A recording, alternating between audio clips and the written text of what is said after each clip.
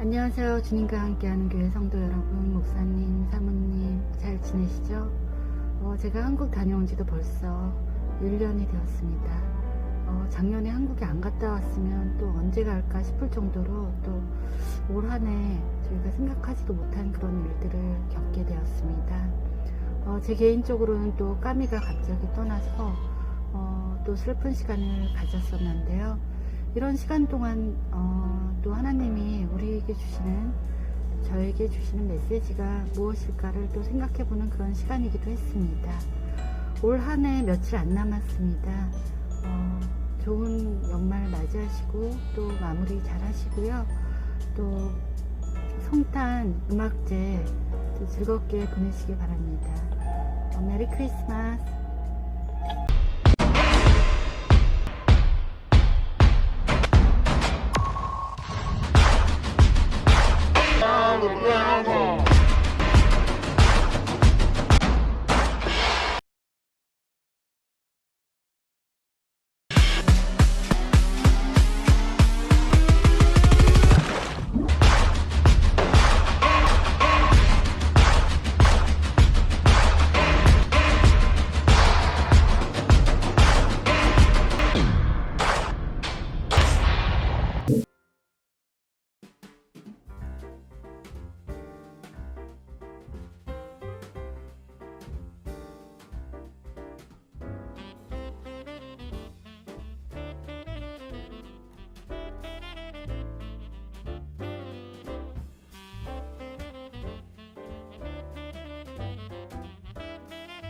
우린 미남이다, 미남이다, 미남이다. 미남, 미남, 미남. 메리 크리스마스. 기다리고 기다리던 크리스마스. 느껴 부르겠지? 달릴까? 달릴까? 말까? 네. 메리 크리스마스! 즐겁고 행복한 성탄절 되세요!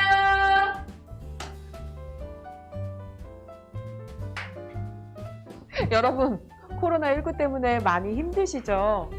그래도 성탄절은 찾아왔네요. 오빠! 이렇게 힘든데 우리 어떻게 해야 돼? 날 보고 따라해볼래?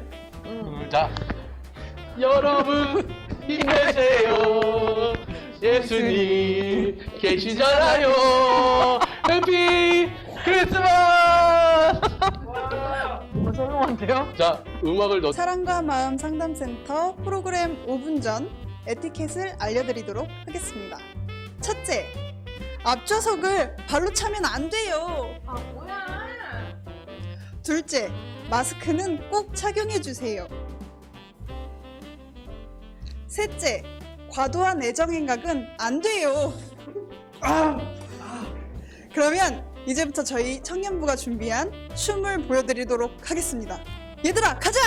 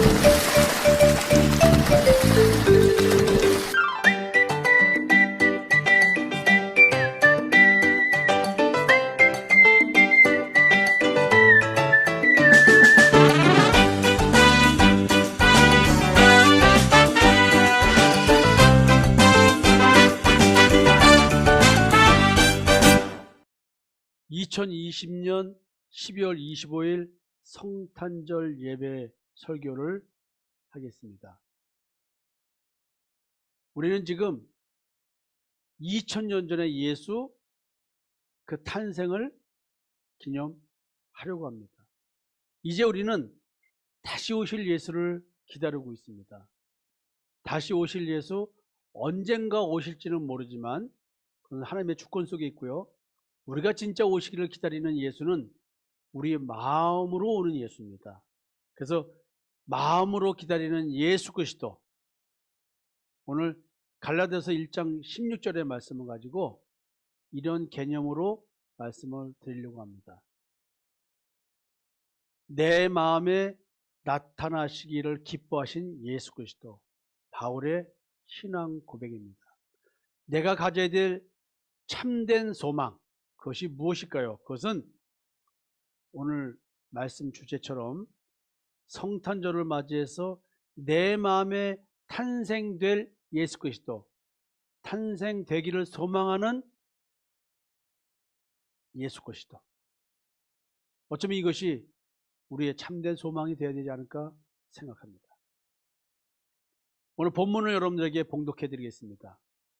그러나 내 어머니의 태로부터 나를 택정하시고 그의 은혜로 나를 부르시니가 그의 아들을 이방에 전하기 위하여 그를 내 속에 나타내시기를 기뻐하셨을 때에 내가 곧 혈육과 의논하지 아니하고 또 나보다 먼저 사도된 자들을 만나려고 예루살렘으로 가지 아니하고 아라비아로 갔다가 다시 다메섹으로 돌아갔노라.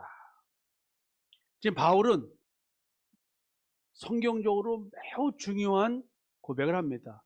하나님께서 나를 택정하셨다, 택하셨다 얘기합니다. 근데 그게 모태에서 정자와 난자의 수정에서부터 시작됐다고 얘기를 합니다.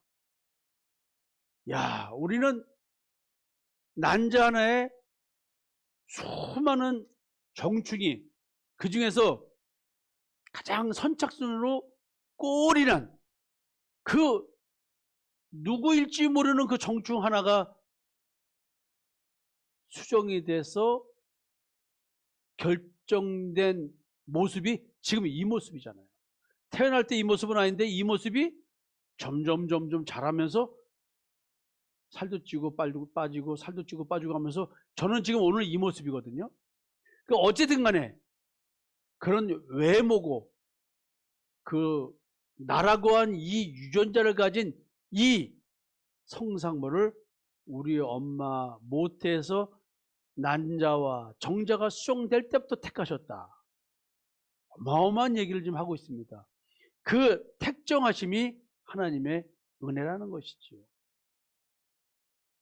여러분, 그 일방적인 하나님의 은혜, 이것이 하나님이 나를 지명하여 부르신 그 사건인 것입니다. 오늘 본문에서는 바울 사도가 이렇게 고백을 하고 있습니다. 지금 바울은 그의 아들을 이방에 전하기 위하여 그를 내 속에 나타내시기를 기뻐하셨을 때에 라는 표현을 씁니다. 하나님께서 내 마음속에 자기 아들을 리빌, 나타내시다, 계시하시다. 내 마음에 예수 그리스도가 누구신지를 계시하는 것, 나타나게 하시는 것, 이걸 기뻐하셨다는 거예요. 자기 마음속에 예수 그리스도가 나타나셨다. 바울은 이런 고백을 합니다.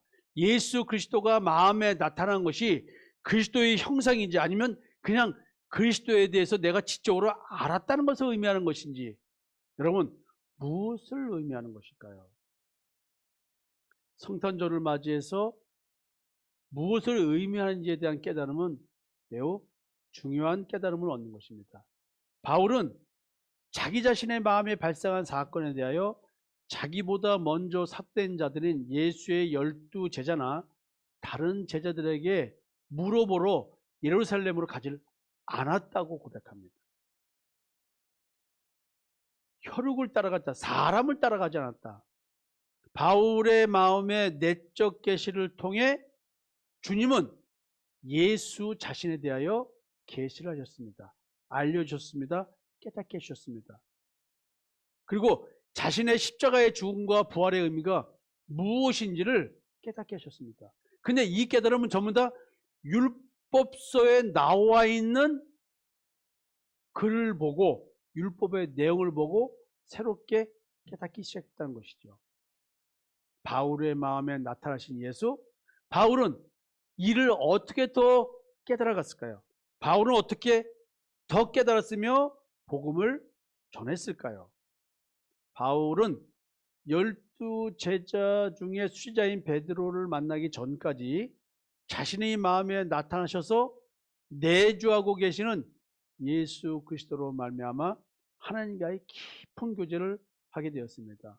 그래서 3년 동안 아라비아 구전에 의하면 광야에서 기도 생활하면서 계시를 받았다고 합니다. 자신의 신앙과 율법에 대한 재해석 등 자신의 신앙과 신학을 재정립하였습니다. 그리고 베드로를 만납니다. 여러분, 우리의 신앙 언제 어떻게 정립이 되어야 될까요? 어쩌면 바울이 율법의 대가였었지만 신앙을 잘못했던 것처럼, 근데 그 잘못한 바울이, 잘못 신앙생활한 바울이 예수 그리스도가 그의 마음에 나타나심으로 말미암아 성경이, 율법이 다시 재해석되었다는 것이죠.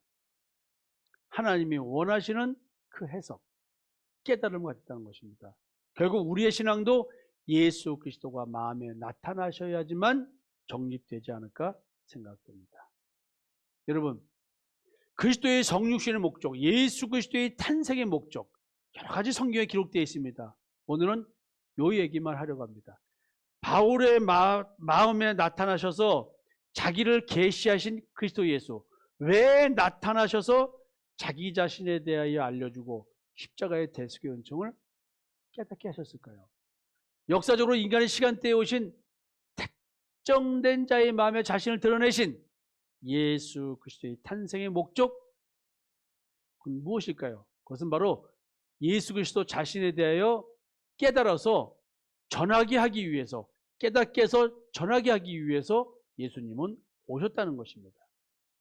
따라서 내가 예수 그리스도가 내 안에 나타나셔서 내적 계시를 통해서 내게 그리스도에 대한 말씀과 지식을 깨닫고 소유하게 하신다는 것이죠. 두 번째, 하나님 여호와를 모르는 이방에게 하나님이 누구신지 알 수 있도록 자기 자신을 전파하기 위해서 내 마음에 나타나신 것입니다.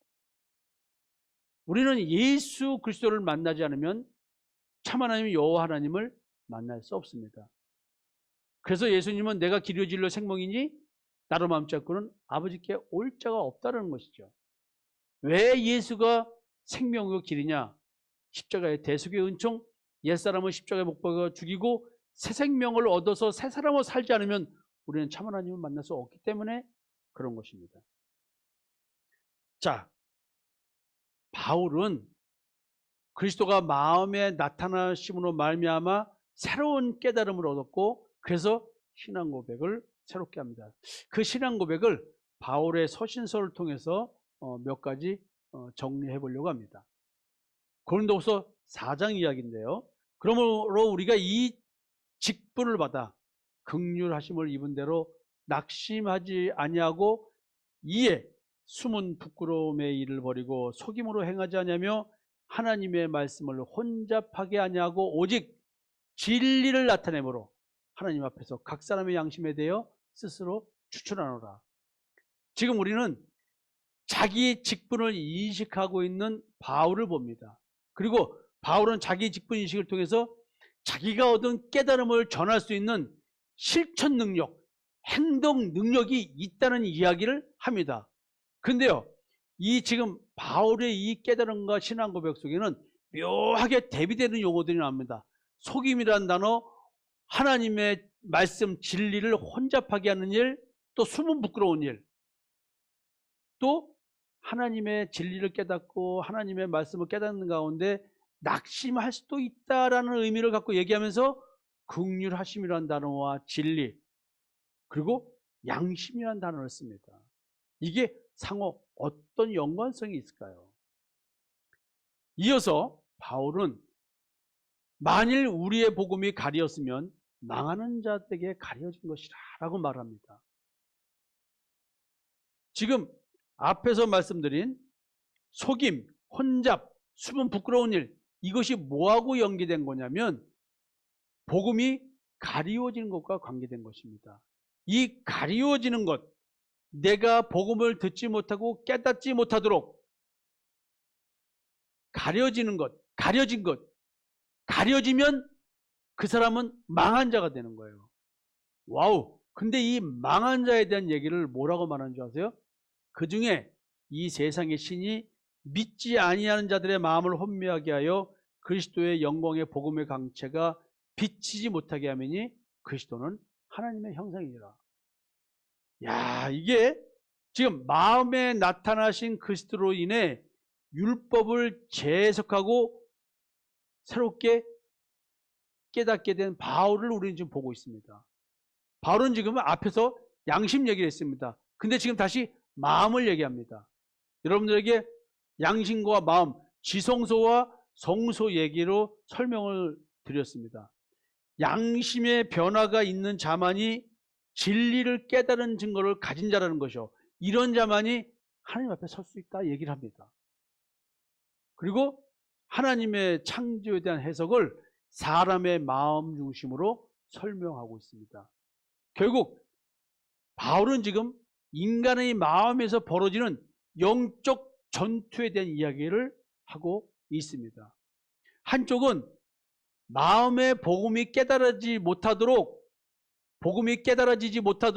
마음을 혼미하게 하는 방해 전략을 구사하고, 또 예수 그리스도는 그 복음이 전해지는 것을 가리지 못하도록 또 방해를 하고, 서로가 서로 육체의 소욕과 성령의 소욕이 우리 마음속에서 끊임없이 싸움을 하고 있다는 것이죠. 마치 가나안 땅의 7 족속과의 진멸의 정복전쟁을 하는 여호수아를 앞세워 싸우는 이스라엘 백성처럼 우리는 예수 그리스도와 함께 내 마음속에서 이루어지는 영적 전투, 그를 치르고 있는 것이죠. 바울은 지금 그 얘기를 하고 있습니다. 그러면 영적 전투의 실제가 무엇일까요? 마음에 그리스도가 나타나시는 목적, 나의 마음에 그리스도가 탄생하시는 이유, 그건 뭐예요? 마음에 그리스도의 영광의 복음의 광채를 비추고 하시는 거고요. 하나님의 형상인 그리스도가 사람의 마음에 내주하게 하려 하심이라는 것이죠. 그것 때문에 왕위 쟁탈전이 벌어진 겁니다. 지금 내 마음속에 죄가 왕노타고 있는데 그 왕을 내쫓고 그 왕위를 예수 그리스도가 찬탈하려고 하는 겁니다. 죄가 왕노타는 것이 아니라 은혜가 왕노타게 하는 것이죠. 지금 이것을 못하게 하기 위해서 바울은 보이지 않는 영적 세계를 보고 느끼고 깨닫게 됩니다. 아, 이 세상을 다스리고 있는 세상의 신이 이걸 방해하는 거구나. 우리가 살아가고 있는 이 세상은 예수 그리스도를 믿게끔 하는 세상 조직이 아니라 방해하는 본질적 조직을 갖고 있구나. 나의 마음에서 벌어지는 영적 전투가 내 삶의 현장 속에서 다시 이루어지는 거예요. 내 마음, 눈에 보이지 않는 내 마음에서 벌어지는 영적 전투가 눈에 보이는 내 삶의 현장 속으로 나와버립니다. 바울은 지금 이런 걸 보고 있는 겁니다. 이런 삶을 또 살게 된 겁니다. 지금 바울은 자기 마음에 내주하시는 예수 그리스도, 마음에 나타나시는 예수 그리스도, 이것을 지금 창조와 연관지어서 설명을 하고 있습니다. 사람은 누구의 형상대로 창조되었다고 성경은 말합니까? 하나님의 형상대로 사람은 창조되었습니다. 하나님의 형상대로 창조되는 사람에게 벌어지는 일이 무엇인지 아십니까? 여러분들이 여태까지 신앙생활을 했다고 한다면 이 부분을 정확하게 자기 신앙 고백으로 말할 수 있어야 됩니다. 현재 우리 마음에 하나님의 형상인 그리스도가 나타나셨다? 그러면 내게 어떤 현상이 있을까요? 근데 이 하나님의 창조 사역을 방해하는 자가 있다는 거예요. 이 방해하는 자가 누굽니까? 세상 신이라는 거예요. 여러분, 창조가 이루어지는 장소가 어디입니까? 내 마음입니다. 지금 내 양심이에요. 마음을 혼미하게 하는 세상의 신은 내가 예수를 믿지 못하도록 어떻게 나의 마음을 혼미하게 하고 있을까요? 만약에 여러분들이 이걸 분별을 못한다고 한다면 여러분들은 지금 하나님의 창조 사역이 이루어져야 할 대상임에도 불구하고 마귀의 방해 전략, 사단의 방해 전략, 세상신의 방해 전략, 미혹의 영의 방해 전략 때문에 이 창조 사역은 지연되고 있는 것입니다. 바울은 또 이런 고백을 합니다. 우리는 우리를 전파하는 것이 아니라 오직 그리스도 예수의 주되신 것과 또 예수를 위하여 우리가 너희의 종된 것을 전파합니다. 바울의 영적 전투 실제가 무엇인 줄 아세요? 바울과 그와 함께하는 동역자들이 전파하는 것이 있어요. 그것은 오직 그리스도 예수가 주이시다. Lord. 나의 주인이시다. 나의 소유주다. 그걸 전하는 거라는 거예요. 그 다음에 그리스도의 영광의 광채가 자신들에게 비추어진 것을 전하는 겁니다. 내 마음에 나타나신 예수, 이게 창세기에서 얘기하는 어두운 데에 비춰지는 빛, 창조의 시작, 이거라는 것이죠. 이것이 그냥 글자가 아니라 나에게 이루어지는 실체인 것입니다. 성탄절은 이 얘기를 하는 거예요. 이것 때문에 우리는 성탄절을 기뻐하는 겁니다. 자신의 마음과 양심의 변화가 실제로 생긴다는 얘기를 하는 겁니다. 그래서 이런 것을 하나님의 권능의 역사로 체험한, 그래서 예수 그리스도의 십자가의 대속의 은총이 실제로 믿어지고 내 마음에서 이루어져서 마음으로 믿어 이루고 믿어 의에 이르고 입으로 신하여 구원에 이르는 이 역사가 있는 것이죠. 그래서 예수를 위해서 복음을 전하는 종이 되고 어느 누구에게 이 복음을 뒷가끔하기 위한 도구로서의 종이 되는 삶을 살게 된다는 것이죠. 오늘도 내가 누굴 위해 사는가? 예수를 위해 산다는 것이죠. 예수를, 그리스도를 믿는 자의 삶, 더 이상 나를 위해 살지 않고 내게 이 어마어마한 화려하고 영광스러운 이런 자유자의 삶, 종이 아닌 자유자의 삶을 살게 해주신 그 예수 그리스도를 위해 사는 자로 바뀐다는 것이죠. 왜냐하면 내가 이런 영적 정체성의 변화를 가져오고 임마누엘의 언약이 이루어질 수 있었던 것은 이건 있을 수 없는 사건인데 그것이 정말로 무가치한 나에게 이루어졌기 때문에 그런 삶을 살 수 있다는 것입니다. 여러분, 복음 전함을 방해받는 현장, 이게 무엇일까요? 이것은 하나님의 창조 사역을 방해하는 현장입니다. 이것이 내 삶에 이루어지고 있는 겁니다. 여러분, 우리는 이런 성경적 가정이 가능합니다. 나에 대한 가능한 성경적 가정, 이게 뭘까요? 성경은 기록하고 있습니다. 나는 본질상 진노의 자녀로 태어났답니다. 내가 본질상 진노의 자녀로 태어났기 때문에 나는 나 스스로 하나님의 창조 사역을 방해하는 존재가 됩니다. 자, 이런 가정을 하고 성경을 봐보십시오. 나는 이미 미혹받은 존재로 태어났기에, 저주받은 존재로 태어났기에 그리스도에 대해 깨닫지 못하도록 육신을 중심으로 내 몸 밖과 이 세상과 내 몸 안, 내 마음 안에서 죄가 왕노릇하는 그 왕과 세상의 신과 상호 합작 작품으로 창조 사역을 방해하고 있다는 것이죠. 이것이 하나님의 역사로 내 마음에서 스스로 분별되어져야만 하는 것입니다. 바울은 또 이런 고백을 합니다. 바울은 지금 예수 그리스도가 마음에 나타나신 것을 창조 사역과 연계해서 설명을 하고 있고 그것을 마음과 양심이라는 단어 중심으로 설명하고 있습니다.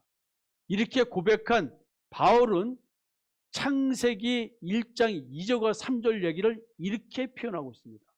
어두운 데에 빛이 비치라 말씀하셨던 그 하나님께서 예수 그리스도의 얼굴에 있는 하나님의 영광을 아는 빛을 우리 마음에 비추셨느니라.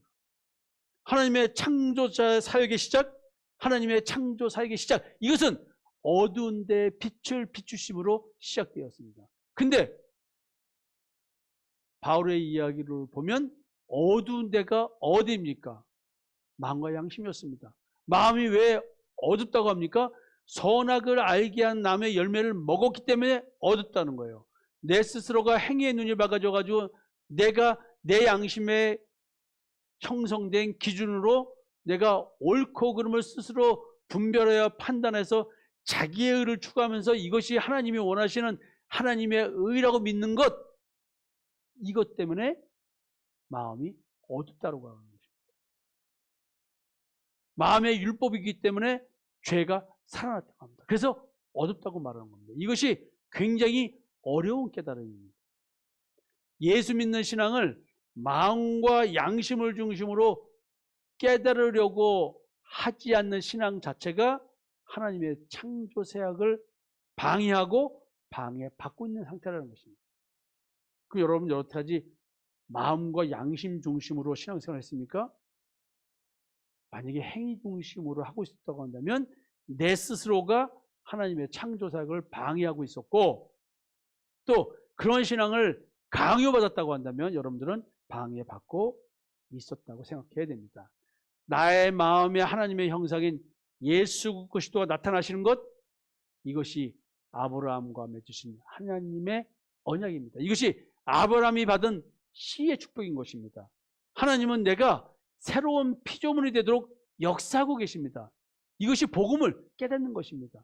오늘도 일용할 양식을 먹는 자가, 주기도문에서 나와 있는 일용할 양식, 우리가 구해야 될 것, 일용할 양식, 일용할 양식을 먹는 자가 새로운 피조물이 된 자인 것입니다.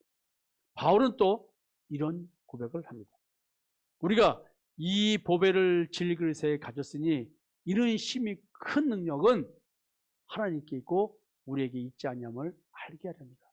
나의 마음에 그리스도가 나타나신 것, 흙으로 지은 무가치한 질그릇에 보배가 담기면 귀중한 그릇이 되듯이 그리스도가 마음에 내주하시게 되어 새로운 피조물이 되는 것은, 하나님의 자녀가 되는 권세를 얻는 것은 하나님의 큰 능력이 아니면 불가능하다는 사실을 얘기합니다. 율법 준수를 통해서 이루어진 것이 아니라는 얘기입니다. 주님과 함께하는 교회 성도 여러분, 이것을 아십니까? 사랑과 마음 상담센터에서 신앙생활하는 여러분들, 이것을 아십니까?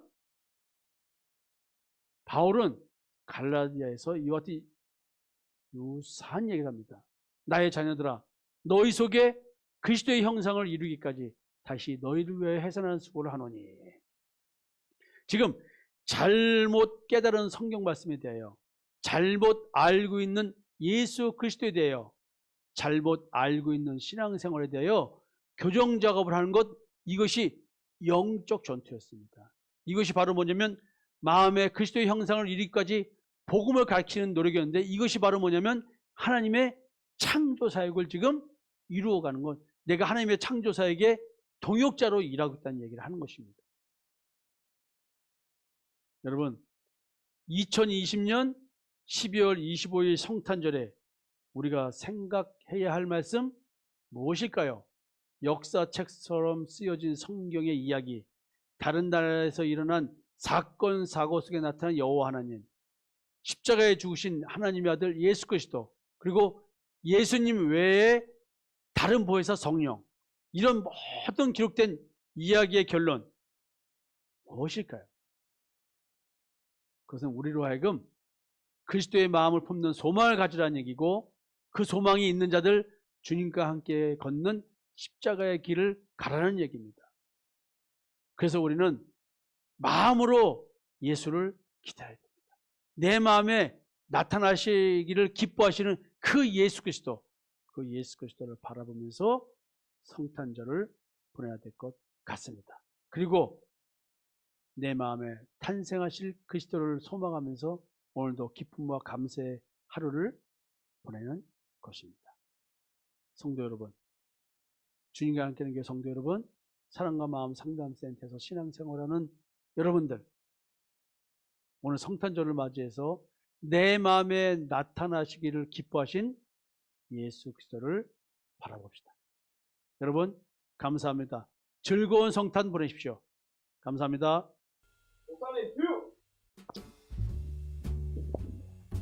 사랑과 마음 상담센터 섬김이 여러분, 주님과 함께하는 교회 성도 여러분, 올해는 매우 우울하고 슬프고 힘든 그런 성탄절입니다. 그럼에도 불구하고 우리가 즐거워할 수 있는 이유는 그리스도께서 내 마음에 나타나시기를 기뻐하신다는 것이었습니다.